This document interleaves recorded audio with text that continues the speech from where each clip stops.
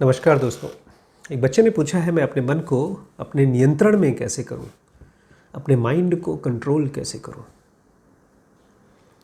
Control शब्द थोड़ा confuse नहीं करता आपको? क्योंकि जिन लोगों के भी माइंड उनके कंट्रोल में होते हैं, असल में वो लोग अपने माइंड को कंट्रोल नहीं कर रहे होते हैं, वो उनके कंट्रोल में होते हैं। ऐसी बहुत सी चीज़ें हैं आपकी भी लाइफ में जो आपके कंट्रोल में है, लेकिन आप उनको कंट्रोल नहीं करते। कम से कम ऐसे तो नहीं करते जैसे एक घुड़सवार अपने घोड़े को कंट्रोल करता है, ऐसे तो नहीं करते। बचपन में आपके पैर आपके कंट्रोल में नहीं थे, आप चलते थे, लड़खड़ाते थे, गिर जाते थे। चलते चलते अब आप चलते हैं आराम से और कोई भी कंट्रोल का एहसास भी नहीं होता। बचपन में जब पेंसिल हाथ में लेते थे तब कहाँ कंट्रोल था, और अब देखिए क्या सुपर हैंडराइटिंग लिखती है। तो एक बात तो समझिए कि माइंड का कंट्रोल हाथों के कंट्रोल और पैर के कंट्रोल से बहुत ज़्यादा अलग नहीं है। कुछ महीने कुछ साल लग जाते हैं किसी भी टाइप के कंट्रोल को स्टैब्लिश होने में। तो सबसे पहला तरीका या स्टेप या जो कुछ भी कह लीजिए वो ये है कि माइंड कंट्रोल एक आध महीने का भी काम नहीं है, एक आध साल का भी काम नहीं है, कम से कम 3-4 साल का काम है। और खेलना होगा 3-4 साल, एक्सपेरिमेंट करना होगा। और इसमें आपकी मदद कौन करेगा? आपके आसपास की वो चीज़ें जो आपको आउट ऑफ कंट्रोल करती हैं, वो सारी चीज़ें जो आपको परेशान करती हैं, डिस्ट्रैक्ट करती हैं। और सडनली जब आप अपने माइंड को कंट्रोल एक्सपेरिमेंट करना चाहते हैं, वो सारी चीज़ें जो आपकी दुश्मन थी वो आपकी दोस्त बन जाती हैं। तो सबसे पहला और सबसे बेसिक रूल ये है, आप माइंड कंट्रोल को ऐसे समझिए जैसे आप एक इंस्ट्रूमेंट को बजाना सीख रहे हैं या एक संगीत सीख रहे हैं। उसमें भी तो आप कंट्रोल ही करते हैं अपने हाथों को, अपने ब्रेन को। बस फ़र्क ये है कि यहाँ पर किसी इंस्ट्रूमेंट को यूज़ नहीं करेंगे, आप अपने आसपास के लोगों को, आसपास की सिचुएशंस को और आसपास के वजह से आने वाली थॉट्स को यूज़ करेंगे अपने आप को देखने के लिए कि क्या मैं इन कंट्रोल हूँ या मुझे अभी भी उस कंट्रोल को ज़बरदस्ती अप्लाई करना पड़ रहा है। ठीक है। अब कब चाहते हैं हम लोग अपनी लाइफ को कंट्रोल करना? स्पेशली उन मोमेंट्स में जब हम बहुत नेगेटिव हो जाते हैं, बहुत परेशान हो जाते हैं। हमको पता कब चलता है कि हम बहुत परेशान हैं?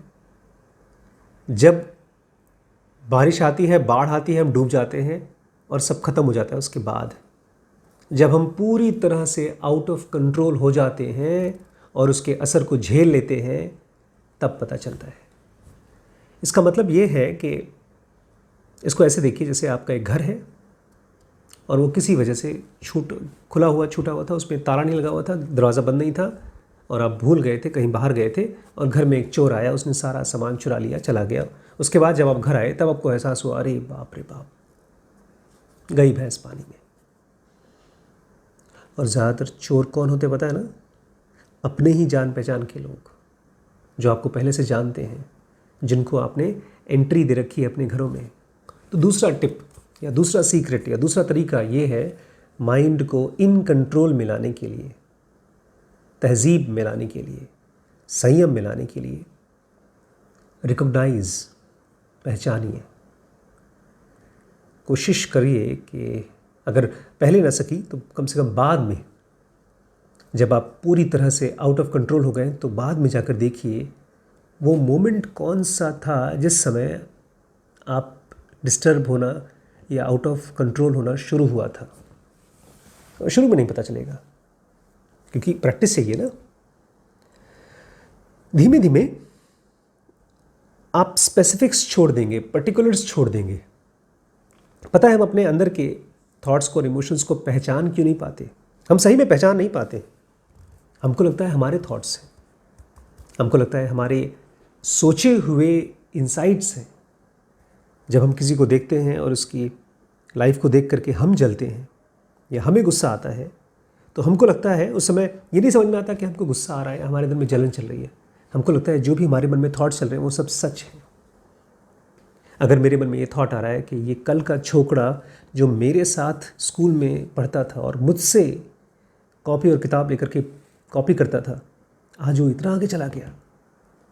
ये सवाल नहीं है, ये जवाब भी नहीं है, लेकिन फिर भी जब ये थॉट्स ब्रेन में चलते हैं तो हम लोगों को लगता है कि बड़े इंटेलिजेंट कन्वर्सेशन चल रही है, बातचीत चल रही है हमारे ब्रेन में। जबकि सच्चाई ये है कि एक ये सुलगता हुआ फ्यूम है, धुआं है, अंदर में जलन हो रही है, अंदर में ईर्ष्या हो रही है और उसी का ये फ्यूम है। अंदर से कुछ केमिकल्स रिलीज हो रहे हैं फ्रस्ट्रेशन के। इसको जितनी जल्दी से जल्दी आप पहचान लेंगे उतना ही जल्दी आपका माइंड आपके कंट्रोल में होगा। जैसे छोटे बच्चों को माएँ देखा नहीं कैसे पहचान जाती हैं, फट से उसको भूख लगी है, उसको दूध पिलाती हैं, चुप हो जाता है। ऐसे ही आपके माइंड को कब वो आउट ऑफ कंट्रोल हुआ और वो क्या चीज़ है उसको नाम देना शुरू करिए। आप अपने आप को बताइए, हाँ देखो उस समय मैं ईर्ष्या में जल रहा था। शर्माइए मत, इसको ऐसे देखिए जैसे आप अपने आप को ट्रेन कर रहे हैं।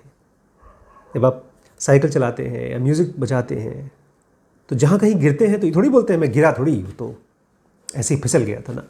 अगर आपने कोई गलत टोन बजा दी है या बेसुरा गा दिया है तो आप कहते हैं ना, नहीं ये सुर में नहीं था, इसको सही करना है। ऐसे ही आप अपने माइंड के बेसुरे थॉट्स को पहचानिए, उसको नाम दीजिए। जैसे ही नाम देंगे तुरंत माइंड अलग हो जाएगा उससे, उसको देखना शुरू करेगा, पहचानना और उसको रेगुलेट करना, कंट्रोल करना शुरू करेगा। क्योंकि हमारा माइंड बहुत बहुत शार्प है, बशर्ते उसको पता चल जाए क्या हो रहा है। आमतौर पे जो हमारे साथ गलत होता है वो इसलिए होता है बिकॉज हमारा माइंड बेचारा बहकावे में आ जाता है। लोग उसको बेवकूफ़ बना देते हैं, हम खुद ही उसको प्रैक्टिस नहीं की है इसलिए। तो दूसरी टिप या दूसरी सीख या दूसरी लेसन या दूसरा सीक्रेट ये है कि जैसे ही आपका माइंड आउट ऑफ कंट्रोल हो उसको पहचानना शुरू करिए, चुप हो जाइए और उसके पीछे ऐसे पड़ जाइए जैसे आप किसी चोर के पीछे पीछे पीछे पीछे, जिसके ऊपर आपको शक होता है कि ये आदमी हो ना हो मेरे घर में चोरी की है, उसके पीछे पीछे चले जाएंगे देखने के लिए कि उसने मेरे घर का सामान चोरी करके कहाँ रखा है। ऐसे ही आप अपने माइंड के पीछे पीछे, अच्छा मैं डिस्टर्ब्ड हूँ, अब ये थॉट आ रहा है, अब ये इमोशन आ रहा है, ऐसे ही जासूस की तरह उसके पीछे पीछे लग जाइए। तीसरी और सबसे इम्पॉर्टेंट, इस लड़ाई में अकेले मत जाइए। अपने माइंड को कंट्रोल करने के लिए केवल आप माइंड का सहारा नहीं ले सकते। थॉट्स को कंट्रोल करने के लिए, इमोशंस को कंट्रोल करने के लिए, एक्शंस को कंट्रोल करने के लिए केवल थॉट्स, इमोशंस और एक्शंस काफ़ी नहीं हैं। इनसे पावरफुल चीज़ चाहिए, इनसे बहुत ज़्यादा ताकतवर, बहुत ज़्यादा इंटेलिजेंट, बहुत ज़्यादा शांत, और वो आपके अंदर है। उसको अलग अलग नामों से लोग पुकारते हैं। कुछ लोग डिवाइन कहते हैं, कुछ लोग गॉड कहते हैं, कुछ लोग मास्टर कहते हैं। अब प्लीज़ मैं यहाँ पर आपको रोक करके कह दूँ, कोई और मत पकड़िए, किसी और को मत पकड़िए, किसी बनाए हुए गुरु को मत मानिएगा। आपके अंदर में एक ऐसा एलिमेंट है जो थॉट्स, इमोशंस और एक्शन से बिल्कुल डिस्टर्ब नहीं होता। उसको रत्ती भर फर्क नहीं पड़ता, लेकिन वो हर चीज़ के ऊपर इन्फ्लुएंस डाल सकता है। वो हर चीज़ के ऊपर असर डाल सकता है, उसके ऊपर कोई चीज़ असर नहीं डाल सकती। इसी को कृष्ण कहते हैं कि मैं आत्म हूँ अर्जुन। खैर, वो आत्म को अलाउ करिए रोज़मर्रा की लाइफ में बाहर आने के लिए। और वो कैसे होगा?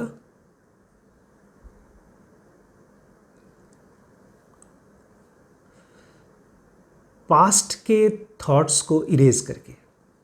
अगर आप चाहते हैं आपका माइंड और ज़्यादा इन कंट्रोल हो तो जो चीज़ें उसको आउट ऑफ कंट्रोल करती हैं उसको पहचान करके उसको फेंकना होगा।